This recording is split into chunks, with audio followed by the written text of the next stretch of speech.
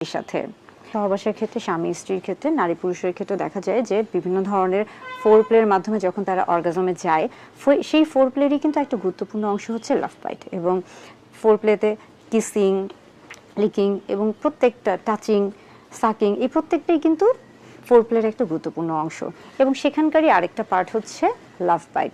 So লাভ বাইটের ক্ষেত্রে দেখা যাচ্ছে যে কখন কোথায় বা হচ্ছে কোন কোন অংশে লাভ বাইট দেওয়া হচ্ছে এটা মূলত নারী পুরুষ উভয়ের ক্ষেত্রে অনেক সময় ভেদাভেদ থাকে বা পার্থক্য থাকে। দেখা যাচ্ছে যে পুরুষদের ক্ষেত্রে বেশ কিছু উত্তেজনাময় অঙ্গ রয়েছে এবং স্ত্রীদের ক্ষেত্রেও বেশ কিছু উত্তেজনাময় অঙ্গ রয়েছে। স্ত্রীদের ক্ষেত্রে কোন কোন অংশে সবচেয়ে বেশি উত্তেজনা কাজ করে এটা নিয়েও আমার ভিডিও রয়েছে এবং পুরুষদের ক্ষেত্রেও কোন কোন অংশে উত্তেজনা কাজ করছে সেটাও কিন্তু অনেকগুলো ভিডিওতে বলা আছে, চাইলে আপনারা সেই ভিডিওগুলো দেখে নিতে পারেন। সো লাভ বাইটের ক্ষেত্রে দেখা যায় যে ফোর প্লের একটা অংশে যখন হচ্ছে কিস করা হচ্ছে এবং সেই কিসটা আসলে হচ্ছে একটা নির্দিষ্ট একটা সময় বা কিছুক্ষণ সময় ধরে করা হচ্ছে এবং সেখানে দেখা যাচ্ছে যে অনেক সময় কিছুটা প্রেশার দেওয়া হয়, তো তখন শরীরের ব্লাড ভেসেল যেগুলো থাকে রক্ত সঞ্চালন, আমাদের শরীরে যেহেতু রক্ত সঞ্চালন হচ্ছে এবং সেখানে দেখা যাচ্ছে যে অনেক সময় সেই রক্ত নালিকাগুলো ক্ষতিগ্রস্ত হয়, ইনজুর্ড হয় এবং অনেক সময় সেখানে লাল একটা র্যাশ হয়ে থাকে বা লাল দাগ পড়ে যায়। তো সেই ক্ষেত্রে অনেকেই হচ্ছে ঘাবড়ে যায়, ভয় পেয়ে যায় এবং লাভ বাইট দেখা যায় যে পুরুষ বা নারী উভয়ের ক্ষেত্রেই কমন বা খুব পরিচিত কিছু জায়গাগুলো রয়েছে যেগুলোতে হচ্ছে আসলে লাভ বাইট মার্ক হিসেবে বা প্লেস হিসেবে পরিচিত। তার মধ্যে হচ্ছে বলা হয়ে থাকে যে ঘাড় বা ব্রেস্ট বা কোমর, প্রত্যেকটা জায়গায় এটা আসলে ব্যক্তি ভেদে আলাদা হয়ে থাকে, তবে সবচেয়ে পরিচিত হচ্ছে আমরা ঘাড়ের কথাটাই বলছি এবং এটাই আসলে সবচেয়ে বেশি আমাদের কাছে আসে এই সমস্যা নিয়ে। অনেকে আসেন যে লাভ বাইটের ফলে পরবর্তীতে তার হয়তো বা সেখানে ওই অংশে অনেক বেশি কালশিরা বা দাগ পড়ে গেছে, বা এটা আসলে খুব বেশি যে ব্যথা করে তাও না, কারণ আপনি যদি স্বাভাবিক জায়গায় দিয়ে থাকেন, সঠিক জায়গায় দিয়ে থাকেন, তাহলে এটা কিন্তু ক্ষতিগ্রস্ত না। কিন্তু যখন আপনি না বুঝে একটা গুরুত্বপূর্ণ একটা অংশে বা অঙ্গে আপনি হচ্ছে লাভ বাইট দিয়ে থাকবেন তখন কিন্তু এটা ক্ষতিগ্রস্ত হয়ে থাকবে এবং অনেক সময় দেখা যাবে যে ব্লাড ভেসেলগুলো অনেক বেশি হচ্ছে ক্ষতিগ্রস্ত হবে এবং সেখান থেকে কিন্তু যদি অনেক বেশি জোরে দিয়ে থাকেন বা আঘাত করে থাকেন কিংবা যেটা আসলে যে জায়গাটা দেওয়ার কথা ছিল না সেই জায়গায় যদি আপনি দিয়ে থাকেন তাহলে কিন্তু সেখান থেকে অনেক সময় রক্ত প্রবাহ বেড়ে, সেখান থেকে আমরা বলে থাকি যে ব্লিডিং হতে পারে, রক্ত বের হতে পারে। তো সেই ক্ষেত্রে আসলে লাভ বাইট দেওয়ার ক্ষেত্রে অবশ্যই আপনাকে সতর্ক থাকতে হবে। আরেকটা বিষয় হচ্ছে যে কেন লাভ বাইটটা গুরুত্বপূর্ণ, কারণ হচ্ছে যে লাভ বাইট যেহেতু ফোর প্লের একটা অংশ, এইটার সাথে ফোর প্লে, অর্গাজম এবং স্বামী স্ত্রীর আমরা বলছি যে সহবাস, ইন্টারকোর্স সবগুলোই কিন্তু প্রত্যেকটাই একটা একটার সাথে জড়িত।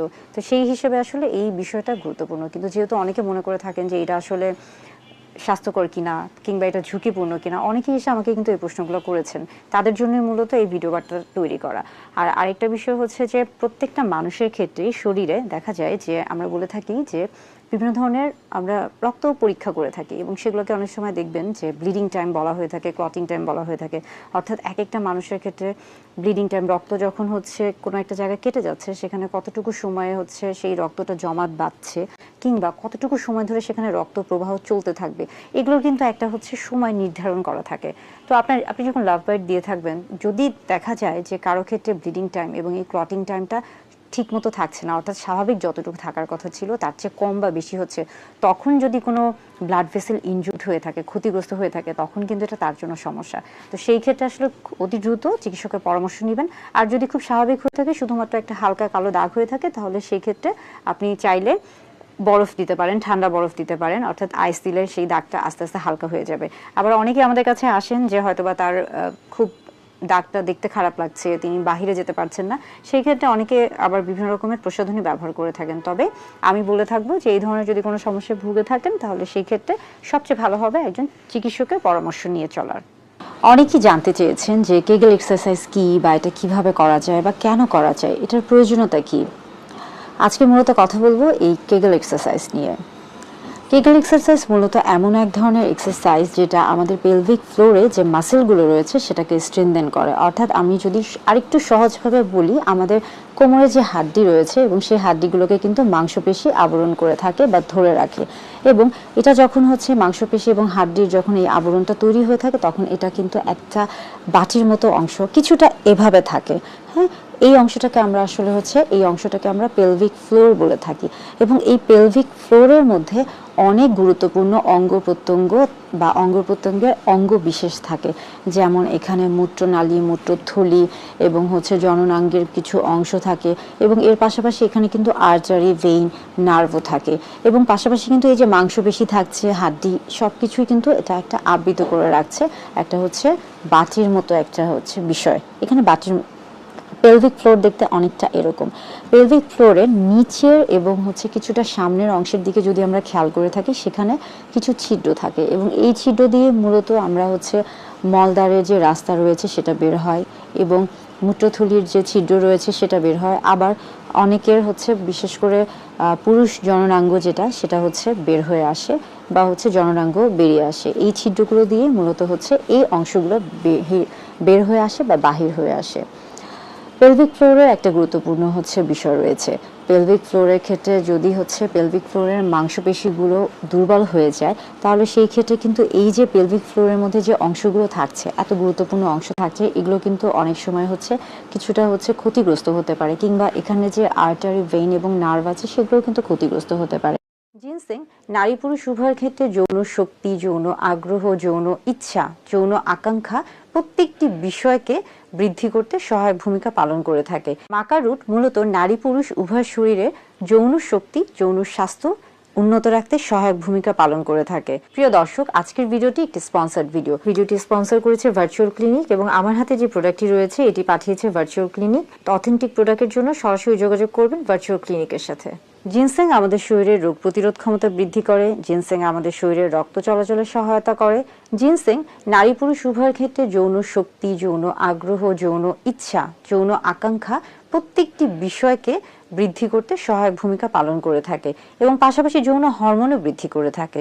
বিশেষ করে পুরুষদের ক্ষেত্রে যাদের প্রিম্যাচুর ইজাকুলেশন অর্থাৎ যাদের দ্রুত বীর্যপাতের সমস্যা রয়েছে, তাদের ক্ষেত্রে এই সময়টাকে বৃদ্ধি করে অর্থাৎ স্থায়িত্বকে বাড়ায়। এছাড়া যাদের ইরেকটাইল ডিসফাংশন রয়েছে অর্থাৎ যাদের লিঙ্গ উত্থানজনিত সমস্যা রয়েছে, তাদের ক্ষেত্রে এই সমস্যাটাকেও দূরীভূত করে থাকে এবং পাশাপাশি বীর্য এবং বীর্যে অবস্থিত শুক্রাণুর গুণগত এবং পরিমাণ মতো মানটাকেও বৃদ্ধি করতে সহায়ক ভূমিকা পালন করে থাকে। জিনসেং এর আরেকটি গুরুত্বপূর্ণ ভূমিকা জিনসেং মূলত পুরুষদের অন্ডকোষে মূলত রাসায়নিক যে প্রভাব রয়েছে সেখান থেকে অন্ডকোষকে সুরক্ষিত রাখে এবং সকল ক্ষেত্রে বীর্যের উৎপাদনকে এটা নিয়ন্ত্রিত করে এবং বীর্যের উৎপাদন হতে হরমোন রয়েছে, বিশেষ করে estrogen hormone, testosterone hormone, cortisol hormone, thyroid hormone এবং অ্যাড্রেনালিন হরমোন। এই প্রত্যেকটি হরমোনের ভূমিকা তারতম্য বজায় রাখতে সাহায্য করে থাকে। এছাড়া মাকা রুট নারীদের শরীরে সৃষ্ট পোস্টমেনোপজাল যে সিমটম রয়েছে অর্থাৎ মাসিকের পরে যে সকল লক্ষণ এবং উপসর্গ দেখা দেয়, সেই লক্ষণ এবং উপসর্গগুলো কমাতে সহায়ক ভূমিকা পালন করে থাকে, যেমন মেজাজ খিটখিটে থাকা, মাথা ধরা, হট ফ্ল্যাশ হওয়া, অস্থিরতা, এগুলো কমাতে সহায়ক ভূমিকা পালন করে।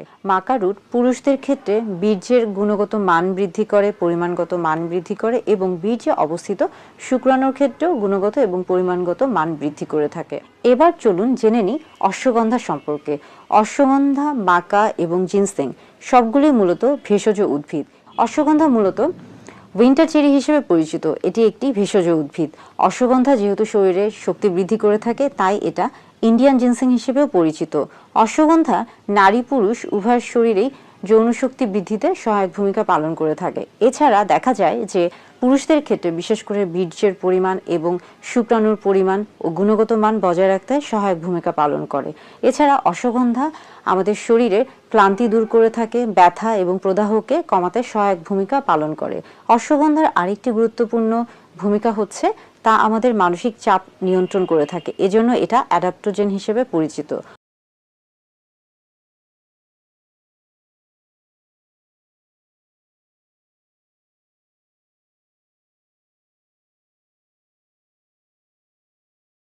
পর্ন যদি আপনি দেখে থাকেন, সেক্ষেত্রে পর্নের সাথে মিলিয়ে কখনোই এই ভুলগুলো কখনোই করবেন না। এগুলো যদি করে থাকেন তাহলে মারাত্মক ভুল করে থাকবেন। প্রথমত যে বডির সাইজ এবং শেপ, পর্নে যে তারকাদেরকে দেখানো হয়ে থাকে সেই ক্ষেত্রে সেখানে নায়ক এবং নায়িকার চরিত্রে যিনি থাকেন সেক্ষেত্রে দেখা যাচ্ছে যে তাদের শারীরিক যে অবকাঠামো দেখানো হয়ে থাকে সেটা আসলে একদম কৃত্রিমভাবে তৈরি করা থাকে। সেখানে দেখা যাচ্ছে যে বিভিন্ন রকমের যেহেতু এডিটিং থাকে বা বিভিন্ন ধরনের কৃত্রিম পন্থা থাকে, যার কারণে স্বাভাবিক তার যে শারীরিক অবকাঠামো সেটা অনেক সময় বোঝা যায় না, বা তারা যেহেতু সেখানে এডিটিংটা এমনভাবে করে থাকেন যে মনে হয় যে তার শরীরের যে অবকাঠামো সেটাই বোধহয় পৃথিবীতে সবচেয়ে সুন্দর শারীরিক অবকাঠামো, এবং এই শারীরিক অবকাঠামো সবারই থাকা উচিত। সেটা হতে পারে ছেলের ক্ষেত্রে, হতে পারে মেয়ের ক্ষেত্রে, অর্থাৎ স্বামী স্ত্রী উভয়ের ক্ষেত্রে। এবং তাদেরকে সেই সকল পর্ন তারকাদেরকে দেখে যদি আপনি আপনার স্বামী বা স্ত্রীর সাথে সেগুলো মিলাতে যান, বিশেষ করে স্ত্রীদের ক্ষেত্রে বলা হয়ে থাকে যে অনেকে মনে করে থাকেন যে বুবসের আকার যদি বড় হয়ে থাকে বা ব্রেস্ট যদি বড় হয়ে থাকে, কিংবা অনেক সময় বলা হয়ে থাকে যে কোমর যদি চিকন হয়ে থাকে বা নিতম্বের যে আকারটা সেটা যদি প্রসারিত হয়ে থাকে, সেই ক্ষেত্রে হয়তো বা তাকে অনেকে মনে করে থাকেন যে তিনি সেক্ষেত্রে অনেক বেশি যৌন আবেদনময়ী হতে পারে বা সেক্সি হতে পারে। এই ধারণাটা ভুল। আবার পুরুষদের ক্ষেত্রেও দেখা যাচ্ছে যে সেখানে অনেক সময় দেখানো হয়ে থাকে যে একজন পুরুষ যিনি পর্ন তারকা তার মধ্যে দেখানো হচ্ছে যে যেটা আজকাল আমরা সবাই জানি বা পরিচিত 6 প্যাক 8 প্যাক, অর্থাৎ তার মাংসপেশির যে একটা অবকাঠামো দেখানো হয়ে থাকে, এটা কিন্তু খুব একটা স্বাভাবিক না। কারণ আপনারা যারা স্বাভাবিক কাজে আমরা যারা ব্যস্ত থাকি বা আমরা যারা দৈনন্দিন জীবনযাপন করছি, তাদের সাথে যখন আমরা পর্ন তারকাদেরকে মিলাতে যাব তখন কখনোই কিন্তু এটা স্বাভাবিকভাবে মিলবে না, কারণ তাদের কাজই হচ্ছে এটা, এবং তারা মূলত ওই কাজের জন্যই তাদের শরীরকে তাদের নিজেদেরকে তৈরি করে থাকে। তাই কখনোই পর্ন তারকার সাথে নিজের স্বামী বা স্ত্রীর সাথে কখনোই মিলাতে যাবেন না, বিশেষ করে শারীরিক অবকাঠামো তো নাই। আরেকটা গুরুত্বপূর্ণ এবং খুবই গুরুত্বপূর্ণ একটি বিষয় হচ্ছে সেটা হচ্ছে স্কোয়াটিং এবং হচ্ছে ডিসচার্জ।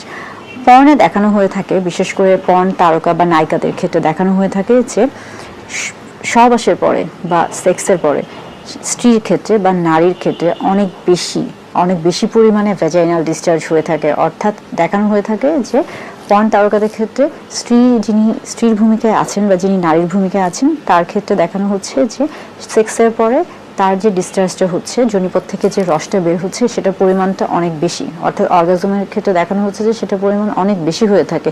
এই ক্ষেত্রে বাস্তবিক জীবনে যখন একজন পুরুষ তার নারীর সাথে, অর্থাৎ একজন স্বামী যখন তার স্ত্রীর সাথে মেলামেশা করতে যান তখন তিনি হতাশ হয়ে পড়েন। তখন তার মধ্যে অনেক সময় এমন প্রশ্ন আসে যে আমার স্ত্রীকে আমি নিশ্চয়ই তৃপ্তি দিতে পারছি না, তা না হলে কেন তার যোনিপথ থেকে ওই পরিমাণে রস বের হচ্ছে না বা অর্গাজম যোনিপথে প্রবেশ করানো হয়ে থাকে, যার কারণে পর্ন তারকা বেশি পরিমাণে পানি বের হচ্ছে না বা আমি কেন তিনি যখন বুঝতে পারছি না কেন হচ্ছে শুকনো নারীর যোনিপথে প্রবেশ করেন তখন সেই ক্যাপসুলটা কিন্তু ফেটে যায় এবং সেই নারীর ক্ষেত্রে এক ধরনের ওয়াটার ক্যাপসুল ব্যবহার করা হয়ে থাকে এবং এটা যেটা কিনা নারী কৃত্রিমভাবে তৈরি করা হয়ে থাকে। অর্থাৎ পর্নের সাথে মিলিয়ে কখনোই আপনার স্ত্রীর যোনিপথের যে অর্গাজমের যে রসটা থাকে বা যে ডিসচার্জটা থাকে সেটাকে কখনোই মেলাতে যাবেন না, তাহলে মারাত্মক ভুল করবেন।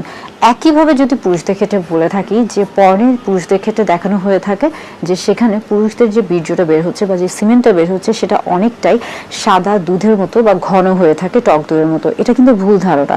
সেখানেও কিন্তু এক ধরনের ওয়াটার ক্যাপসুল ব্যবহার করা হয়ে থাকে এবং যার কারণে সেটার রংটা কিন্তু এতটাই গাঢ় থাকে এবং সেটার পরিমাণও অনেক ঘন থাকে, বেশি থাকে। এবং সেটার সাথে মিলিয়ে কিন্তু বিশেষ করে অনেক পুরুষ, শুধু মহিলারা না, অনেক পুরুষ কিন্তু হতাশাগ্রস্ত হয়ে পড়েন। অনেকে এসেই বলেন যে হচ্ছে তিনি বলেন যে তার বীর্যের রসটা খুবই কম, পরিমাণ অল্প, পাতলা, সাদা না, খুবই একদম পানি রঙের। এই যে তাদের মধ্যে একটা বিচলিত ভাব তৈরি হয়ে থাকে বা তাদের মধ্যে একটা ভ্রান্ত ধারণা হয়ে থাকে, এটাও কিন্তু পর্নের সাথে কখনোই মিলাতে যাবেন না।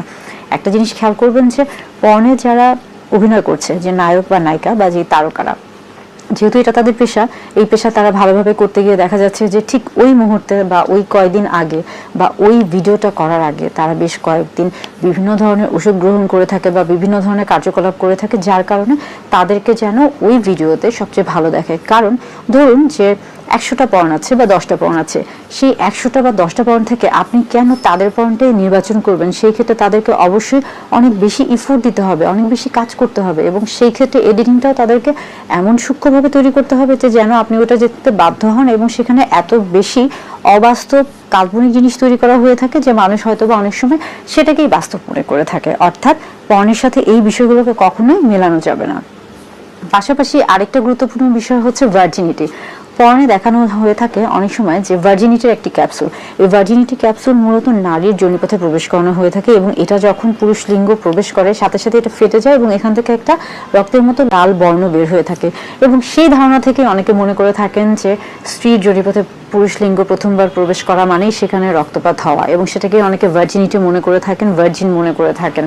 এই ধারণাটাও কিন্তু ভুল ধারণা, পর্ন থেকে এই ধারণাটা চলে এসেছে, তবে এটা একদমই ভুল ধারণা। এই ধরনের ক্যাপসুল যেহেতু তারা ব্যবহার করছে, তাই এই ধরনের ধারণা থেকে অবশ্যই নিজেকে দূরে রাখার চেষ্টা করবেন। ভার্জিনিটি বা ভার্জিন একদমই একটি ভ্রান্ত ধারণা, কারণ এর আগেও বলেছি যে হাইমেন বিভিন্ন ধরনের হতে পারে। অনেকে আছে যে যারা সেক্সুয়ালি অ্যাক্টিভ, অর্থাৎ অনেক নারী আছেন যারা অনেকবার সহবাস করছেন, কিন্তু তারপরেও তাদের হাইমেন বা সতীপর্দা যেটা বলা হচ্ছে সেটা কিন্তু একদম ইনটেক, একদম ভালো থাকে, যেটা দেখে আপনি কখনোই বুঝতে পারবেন না। আবার বর্তমানে কিন্তু এমন অনেক ধরনের প্রযুক্তি এসেছে, বিশেষ করে প্লাস্টিক সার্জারি রয়েছে, অ্যাস্থেটিক বেশ কিছু প্রসিডিউর আছে, যেটার মাধ্যমে খুব সহজেই কিন্তু হাইমেন যদি ছিঁড়েও যায় বা কোনো কারণে হাইমেন যদি নাও থাকে, সেটাকে কিন্তু নতুন করে তৈরি করা হয়ে থাকে। অর্থাৎ এই যে ভ্রান্ত ধারণা ভার্জিনিটি, এগুলো থেকে দূরে থাকার চেষ্টা করবেন। পর্নের ক্ষেত্রে আরেকটা খুব গুরুত্বপূর্ণ বিষয় হচ্ছে সময় বা টাইমিং।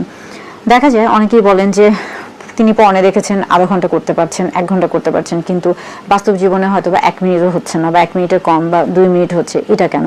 এবং এটা দেখে অনেকে হতাশ হয়ে পড়ে। পর্নে যেটা দেখানো হচ্ছে, সবসময় খেয়াল রাখবেন, পর্নে যেই বিষয়টা দেখানো হয়, যে ঘটনাগুলো দেখানো হয়, সেটা হচ্ছে দেখানো হচ্ছে আপনার তারা হয়তো বা 10 ঘন্টার একটা কার্যকলাপ করছে বা কর্মকাণ্ড করছে, সেটাকে তারা কাটছাট করে এডিটিং করে হয়তো বা সেটাকে তারা 1 ঘন্টার মধ্যে দেখাচ্ছে, কিংবা তারা 1 ঘন্টার একটা কাজ করেছে সেটাকে তারা কাটছাট করে 10 মিনিটে দেখাচ্ছে। অর্থাৎ পর্নে যেটা দেখানো হচ্ছে সেটা কিন্তু কখনোই রিয়ালিটি না, বাস্তবে সেটা কখনোই সম্ভব না। এটা একটা অবাস্তব জিনিস, তাই এটার সাথে আপনার কোনো কিছু মেলাতে যাবেন না। অর্থাৎ পর্নে যে বিষয়গুলো দেখানো হচ্ছে এগুলো সবগুলোই হচ্ছে অবাস্তব, কাল্পনিক, এবং এই ভুলগুলোই মানুষ করে। মূলত ভার্জিনিটি নিয়ে যে ভুলটা রয়েছে, ভ্যাজাইনাল ডিসচার্জ নিয়ে যে ভুলটা রয়েছে, সিমেনের কোয়ান্টিটি নিয়ে যে ভুলগুলো রয়েছে, এগুলো কিন্তু অনেক বড় একটা মারাত্মক ভুল ধারণা। এবং এর পাশাপাশি আরেকটা জিনিস বলে রাখি যে ধরুন আমরা যখন বিভিন্ন ধরনের শো দেখি বা বিভিন্ন ধরনের অনুষ্ঠান দেখি, বিশেষ করে টিভিতে বিভিন্ন ধরনের, ধরুন আপনি রান্নার একটি অনুষ্ঠান দেখছেন, সেখানে কি দেখানো হয়ে থাকে যে একটা রান্না যেটা কিনা স্বাভাবিকভাবে হতে 1 ঘন্টা সময় লাগে, কিন্তু টিভিতে কিন্তু সেটাকে দেখানো হয়ে থাকে 5 মিনিটে হয়ে গেল, শুধু ছোট ছোট করে কিছু ধাপ দেখানো হয়ে থাকে। পর্নের ক্ষেত্রে কিন্তু দেখা যাচ্ছে ওই একইভাবে একটা বিশাল লম্বা সময়কে তারা কাটছাট করে ছোট করে খুব অল্প সময় এমনভাবে তারা এডিটিং করে দেখায় যেন মনে হয় যে এটাই সত্যি এবং এটাই সবচেয়ে আকর্ষণীয়। তাই পর্নের সাথে কখনোই নিজেদের বাস্তব জীবনকে মেলাতে যাবেন না। যৌন স্বাস্থ্য নিয়ে যদি আপনাদের অন্য কোনো কিছু প্রশ্ন জানার থাকে, সেই ক্ষেত্রে এসেছে আমার প্রথম বই সেক্স এডুকেশন। বইটি প্রকাশিত হয়েছে কুষ্টিয়া প্রকাশনী থেকে। বইটি সংগ্রহ করতে পারেন 01830100100 এই নাম্বার।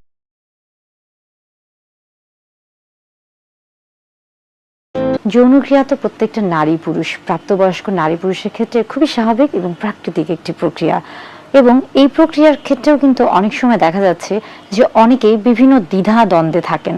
অনেকেই হচ্ছে আমাদের সমাজে এমন অনেকেই আছেন যারা এটা নিয়ে কথা বলতে চান না, আবার অনেকে আছেন যখন তারা কথা বলছেন তখন সেখানে একটা কেমন জানি একটা বিরূপ মনোভাব নিয়ে কথা বলে থাকেন, হয়তোবা একটু কেমন জানি খোঁচানো একটা স্বভাব নিয়ে কথা বলে থাকেন। যেমন অনেক পুরুষদের ক্ষেত্রে দেখা যায় যে তারা যখন হচ্ছে তাদের বন্ধু বান্ধব বা আপনজনদের সাথে এই ধরনের কথাগুলো বলে থাকেন, তখন একজন আরেকজনকে খোঁচা দিয়ে বলেন যে তিনি তো অনেক লম্বা সময় ধরে সহবাস করেছিলেন,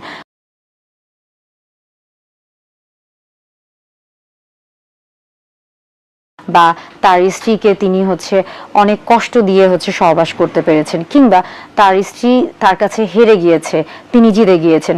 এই যে একটা হচ্ছে মানে ট্যাবু বা এই যে একটা কথা, এই ধরনের হচ্ছে বাক্যগুলা অনেকে মনে করে থাকেন কি যে এই বিষয়গুলো বোধহয় তাকে অনেক বেশি হচ্ছে আমরা বলে থাকি কি যে রিয়েল হিরো, অনেকটা আসল পুরুষ বা আসল নায়কের একটা হচ্ছে মনোভাব নিয়ে তিনি এই কথাগুলো বলে থাকেন। কিন্তু আসলে তিনি কি বুঝছেন যে তিনি যে বিষয়গুলো নিয়ে কথা বলছেন এটা তাকে, তার যে বিবেক বা তার যে মনুষ্যত্ববোধ, এটা কতটা হচ্ছে নিচু মন মানসিকতার, কিংবা তিনি কোন বিষয়গুলো নিয়ে কথা বলছেন এটা কি তিনি আসলে বুঝতে পারছেন?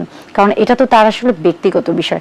তাহলে কেন তিনি তার ব্যক্তিগত বিষয় নিয়ে আরেকজনের সাথে সমালোচনা করছেন বা আলোচনা করছেন, এবং কেনই বা তিনি আরেকজনের কাছে তার স্ত্রীকে ছোট করছেন? আচ্ছা, মূলত সহবাসের ক্ষেত্রে যে আদর্শ সময়টিকে বিবেচনা করা হয়ে থাকে তার আগে বলবো যে একটি গবেষণা করা হয়েছে, এবং সেই গবেষণায় প্রায় 500 দম্পতির উপর গবেষণাটি চালানো হয়ে থাকে, এবং সেখানে দেখা যায় যে প্রত্যেক দম্পতির ক্ষেত্রে ইন্ট্রা ইজাকুলেটরি ল্যাটেন্সি টাইম, অর্থাৎ এই যে পুরুষ লিঙ্গের যোনিপথে প্রবেশের যে প্রথম যে ধাপটা রয়েছে সেই সময় থেকে শুরু করে পুরুষ লিঙ্গ থেকে বীর্যপাত হওয়া পর্যন্ত এই যে সময়টা, এই সময়টাকে আসলে বলা হয়ে থাকছে যে ইন্ট্রা ইজাকুলেটরি ল্যাটেন্সি পিরিয়ড বা টাইম। এই সময়টা আসলে মূলত হচ্ছে এক এক দেশে এক এক রকম, এবং এটা নির্ভর করছে বেশ কিছু বিষয়ের উপর। যেমন ধরুন যে ইউকে অথবা আমেরিকার ক্ষেত্রে এটা দেখা গেছে যে অনেকের ক্ষেত্রে 10 থেকে 15 মিনিট হতে পারে, আবার সবচেয়ে কম কিন্তু দেখা গেছে তুর্কির ক্ষেত্রে, এবং তাদের ক্ষেত্রে এটা হচ্ছে মাত্র 4 থেকে 5 মিনিট ছিল।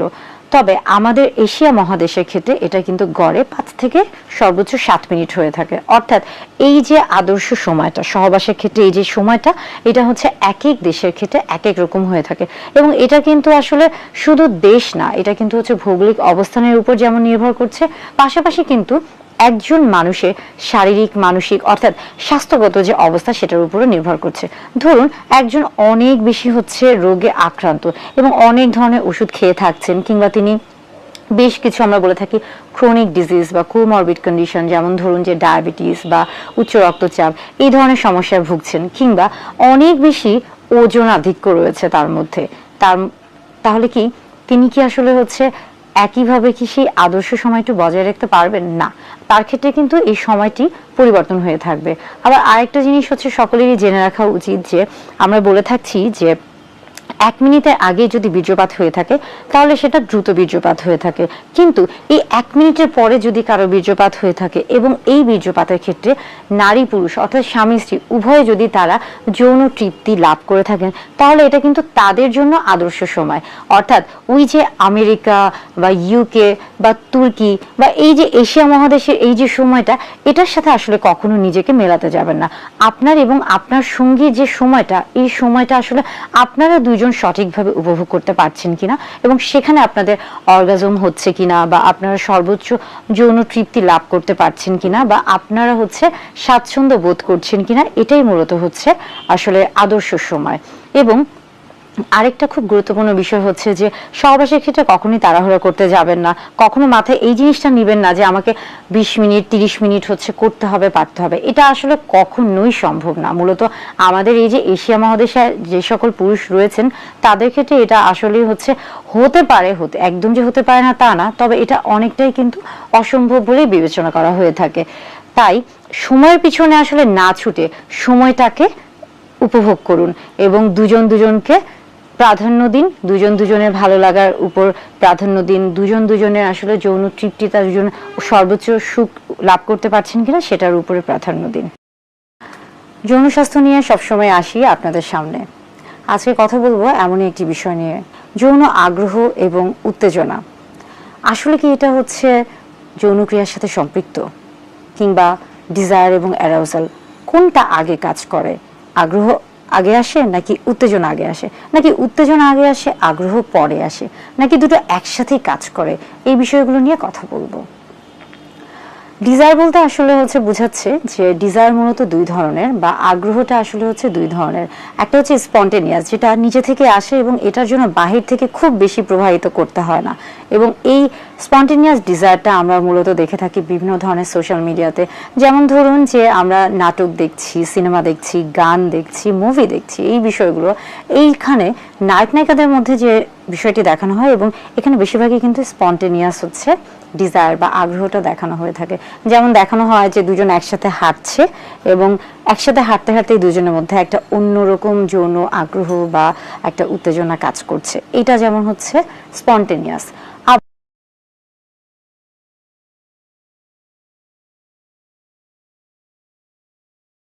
আবার অনেক সময় দেখা যাচ্ছে যে দুইজন একসাথে ফোনে কথা বলছে এবং সেখান থেকে দুজনের মধ্যে একটা আগ্রহ কাজ করছে, এটাও কিন্তু স্পন্টেনিয়াস। তবে আরেকটা আগ্রহ আছে বা ডিজায়ার আছে, যেটার নাম হচ্ছে রেসপন্সিভ, অর্থাৎ এটার ক্ষেত্রে এক ধরনের উত্তেজনা তৈরি হয়ে থাকে, বা এক ধরনের প্রভাবকের তৈরি হয়ে থাকে, বা এক ধরনের স্টিমুলেশনের তৈরি হয়ে থাকে। অর্থাৎ এটা আপনা আপনি নিজে থেকে তৈরি হয় না। এবং এই ক্ষেত্রে দেখা যায় কি যে একজন সঙ্গীর হয়তো বা স্পন্টেনিয়াস ডিজায়ার আছে, কিন্তু তিনি আরেকজনকে যখন স্টিমুলেশন দিচ্ছে, অর্থাৎ তার মধ্যে রেসপন্সিভ ডিজায়ার তৈরি করার চেষ্টা করছেন। এবং সবচেয়ে বেশি সমস্যা হয়ে থাকে যে যখন একজনকে রেসপন্সিভ ডিজায়ার তৈরি করা হচ্ছে কিন্তু তারপরও তার মধ্যে আগ্রহটা আসছে না, তখন কিন্তু এই যে প্রথম সঙ্গী রয়েছে অর্থাৎ যার মধ্যে স্পন্টেনিয়াস ডিজায়ারটা কাজ করছে, সে কিন্তু অনেক সময় হচ্ছে মর্মাহত হয়ে যান এবং আস্তে আস্তে যখন এটা একটা সময় ধরে, একটা লম্বা সময় ধরে তিনি যখন হচ্ছে এই চেষ্টাটা করতে থাকেন মাসের পর মাস, এবং তারপরে যখন তার যে সঙ্গী রয়েছে তার কাছ থেকে যখন সেই আগ্রহটা আসে না বা তেমন সাড়া আসে না, তখন তিনি কিন্তু মানসিকভাবে ভেঙে পড়েন এবং অনেক সময় কিন্তু তিনি পরবর্তীতে আর অ্যাপ্রোচ বা এই যে হচ্ছে উত্তেজনা বা আগ্রহর এই বিষয়টা তার সাথে হচ্ছে শেয়ার করেন না বা তাকে খোলামেলাভাবে বলেন না, এবং যার ফলে কিন্তু দুজনের মধ্যে তখন কিন্তু একটা হচ্ছে বেশ দূরত্ব, একটা লম্বা দূরত্ব তৈরি হয়ে যায়, যেটা কিনা হয়তো বা তিনি নিজেও জানেন না। অর্থাৎ যেমন ধরেন যে দুজন নারী পুরুষ বা স্বামী স্ত্রী, একজন গৃহিণী তিনি সাংসারিক কাজে খুব ব্যস্ত আছেন এবং পুরুষ তিনিও ব্যস্ত আছেন বাহিরের কাজকর্মে, কিন্তু কোনো কারণে তার হয়তো বা স্পন্টেনিয়াস ডিজায়ার কাজ করছে এবং তিনি তার যে সঙ্গী রয়েছে স্ত্রীকে একটা সময়ে রেসপন্সিভ ডিজায়ারের ক্ষেত্রে উত্তেজনা তৈরি করার চেষ্টা করছেন বা কিছুটা স্টিমুলেশন দিচ্ছেন, কিন্তু যখন তিনি অনেক কাজে ব্যস্ত থাকেন হয়তো বা তখন তার মধ্যে এই বিষয়গুলো কাজ করে না এবং তিনি হয়তো বা এই জিনিসটাকে এতটা গুরুত্বও দেন না, এবং যার ফলে স্বামী স্ত্রীর মধ্যে কিন্তু একটা দূরত্ব তৈরি হয়। সেই জন্য বলতে চাচ্ছি যে নারী পুরুষ বা স্বামী স্ত্রী উভয়ের ক্ষেত্রে এই যে ডিজায়ার, এই যে আগ্রহ বা উত্তেজনা, এই প্রত্যেকটা বিষয় আসলে খোলামেলা আলোচনা করা উচিত। আপনার যখন ইচ্ছা করছে আপনার স্ত্রীর সাথে হচ্ছে মিলিত হওয়ার বা আপনার স্বামীর সাথে মিলিত হওয়ার, সেই ক্ষেত্রে অবশ্যই তাকে খুলে বলুন, এবং যদি সেইভাবে কোনো রেসপন্স না পান তাকে বলুন যে আসলে এমন করলে আপনার খারাপ লাগছে বা আপনার কষ্ট লাগছে, এবং এই জিনিসটা যেন পরবর্তীতে আর না হয়ে থাকে সেই বিষয়টা সম্পর্কেও তাকে জানান। আসলে প্রত্যেকটা সম্পর্কের ক্ষেত্রে আমরা যদি বলে থাকি যে শারীরিক সম্পর্কের ক্ষেত্রে হোক, সেটা মানসিক সম্পর্কের ক্ষেত্রেই হোক না কেন, দুজনের মধ্যে যে এই যে একটা যোগাযোগ বা একটা ইমোশনাল অ্যাটাচমেন্ট, এইটাই কিন্তু সবচেয়ে বড় বিষয়, এবং এই যে আগ্রহটা এটা কিন্তু অনেকটা উত্তেজনার সাথেও অনেক সময় সম্পৃক্ত থাকে। অর্থাৎ স্পন্টেনিয়াস ডিজায়ারের ক্ষেত্রে কিন্তু তেমন কিছু প্রয়োজন হয় না, কিন্তু রেসপন্সিভ ডিজায়ারের ক্ষেত্রে প্রয়োজন হয়, বেশ কিছু স্টিমুলেশন প্রয়োজন হয়ে থাকে। আর এখন আসি আমরা হচ্ছে অ্যারাউজালের ক্ষেত্রে। অনেক সময় এই যে ডিজায়ার এবং অ্যারাউজাল এই দুটো কিন্তু একই সাথে আসে এবং একই সাথে কাজ করে, আবার অনেক সময় কিন্তু অ্যারাউজালটা আগে কাজ করে এবং তারপরে কিন্তু ডিজায়ারটা কাজ করে থাকে। এটা আসলে নির্ভর করছে যে নারী পুরুষ অর্থাৎ স্বামী স্ত্রীর ওই সময় কি অবস্থায় তারা আছেন, তাদের মানসিক এবং শারীরিক যে অবস্থান, এছাড়া তাদের পারিপার্শ্বিক যে অবস্থানটা রয়েছে সেটার উপরও প্রত্যেকটা বিষয় নির্ভর করছে। অর্থাৎ যৌন ক্রিয়ার ক্ষেত্রে অবশ্যই আগ্রহ, উত্তেজনা বা হচ্ছে আমরা বলে থাকছি যে ফোর প্লে, অর্গাজম, প্রত্যেকটা বিষয় কিন্তু খুবই গুরুত্বপূর্ণ। সেটা হচ্ছে রেজিস্টার, একটা ক্যাপাসিটর থাকবে, এখানে একটা এসি সোর্স থাকবে। আমরা এখান থেকে যে ভোল্টেজটা পাবো সেটা হচ্ছে আমরা বলবো ভিসি, আর এখানে যে কারেন্টটা পাবো সেটা বলবো আমরা আইএস বা আইসি বা আইআর, যে কোনো একটা বলতে পারি, কারণ রেজিস্টারের ভিতরে যে কারেন্ট এখান থেকে কারেন্ট আছে, একটাই কারেন্ট, সেটা আইএস, সিরিজ কারেন্ট। আর আমাদের হচ্ছে ক্যাপাসিটিভ রিঅ্যাকট্যান্সের সূত্র আমরা জানি কি, x ইকুয়াল টু 1/2 এসি। এখন আমাদের যে গ্রাফটা, আমাদের ফ্রিকোয়েন্সিটা ভেরিয়েশন করবো আমরা।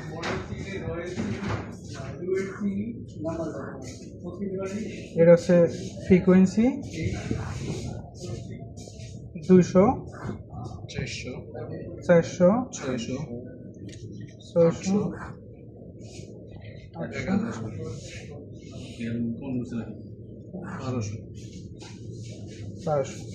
এখন এখানে নিব হচ্ছে আমরা বিসি, এরপর হচ্ছে আইএস, এরপর হচ্ছে এক্সি।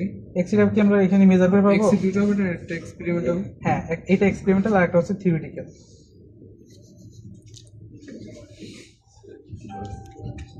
ঠিক আছে, এখন এই এক্সিটা আমরা থিওরিটিক্যাল যে এক্সি সেটা আমরা এখান থেকে বের করতে পারি, জাস্ট ইকুয়েশন বসালেই হবে। এটা করতে পারবেন না নাকি করে দিতে হবে? এটাও করে দিলে ভালো হয়।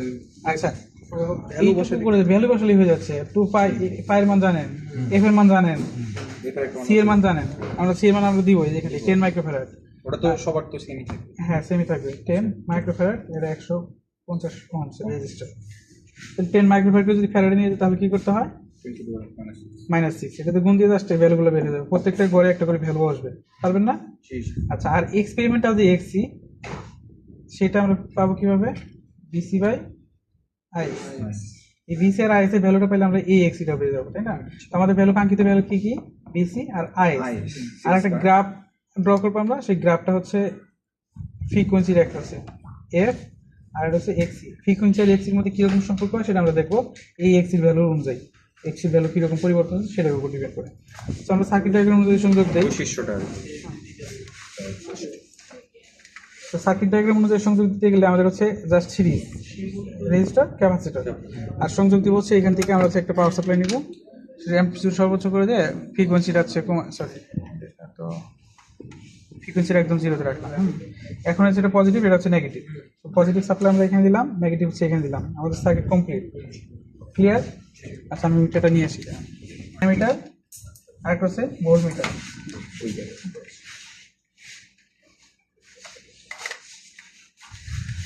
ভোল্টেজ নেওয়ার জন্য আমাদের ভোল্ট মিটারকে ভোল্টেজে কনভার্ট করতে হবে। এখানে ভোল্টেজ 60 সিলেক্ট করলাম, সিলেক্ট করে আমাদের এসি আছে, এসিতে ঠিক আছে, আর নবগুলো লাগাইলাম এখানে। এখন ফ্রিকোয়েন্সি আমরা কত করবো? 200 করবো। 199 সমস্যা নেই, 200 মানে আমরা একদম 200 দিতে গেলে একটা ঝামেলা, একটু কম বেশি থাকে। এখন হচ্ছে যে ভিসিটা আমরা মেজার করবো, ভিসির অ্যাক্রসেস ভোল্টেজ কত চলে দেখবো, এটা হচ্ছে পাচ্ছি 2.5। দেখেন ভিসিটা দেখেন 200 ফ্রিকোয়েন্সির জন্য কত? 2.53 ভোল্ট। তারপর আবার 400 করতে হবে। এখন হচ্ছে না, এখন 400 করবো না, আমাদের আইএসটা ভ্যালু লাগবে। আইএসএর ভ্যালু নেওয়ার জন্য আমাদের এটা কি করতে হবে? অ্যামিটার ইয়ে করতে হবে। অ্যামিটার সংযোগ করবেন আমাদের এখানে দেন আমরা সিরিজ যেহেতু সংযোগ করবো, এটা খুলে ফেলবো, খুলে ফেলে আচ্ছা এটা হচ্ছে এসি করতে হবে, ডিসি আছে না, সিলেক্টে চাপ দিয়ে এসি নিতে হবে। এখন যদি এখানে সংযোগ করি তাহলে দেখো 29.4 মিলি অ্যাম্পিয়ার। এখন আমরা যেহেতু অ্যামিটার সংযোগ করাই আছে, আমরা জাস্ট ফ্রিকোয়েন্সি চেঞ্জ করে এই ঘরের জন্য হচ্ছে অ্যামিটারটা মানে কারেন্টটা নিয়ে নিই। 400 এটাই হবে।